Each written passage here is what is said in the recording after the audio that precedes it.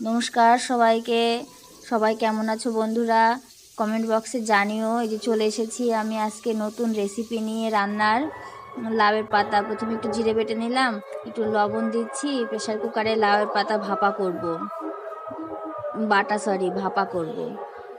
একটু লবণ দিয়ে নিলাম, পরিমাণ মতো স্বাদ অনুযায়ী লবণ। লবণ দিয়ে একটু ভালো করে মাখিয়ে নিতে হবে। তারপরে পাতাগুলো এবার ওর মধ্যে দিতে হবে, একটু জল অ্যাড করতে হবে, তা না হলে কিন্তু হবে না, পুড়ে যেতে পারে খাবারটা। আর এটা অন্যভাবেও রান্না করা যায়, সেটা একদিন পরে জানাবো। পাতাগুলো একটু ছিঁড়ে ছিঁড়ে দিয়ে দিচ্ছি। দেখতে থাকো সবাই, কেমন হয় রেসিপিটা। একদিন তোমরা খেয়ে দেখো, খুব ভাল লাগবে।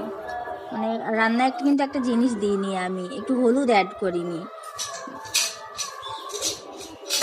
হলুদটা অ্যাভয়েডই করলাম। হলুদটা না দিলে বেশ ভালোই হয়। খেয়ে দেখো তোমরা, নিশ্চয়ই ভালো লাগবে। খেয়ে দেখে অবশ্যই কমেন্ট বক্সে জানাবে কেমন হয়েছে।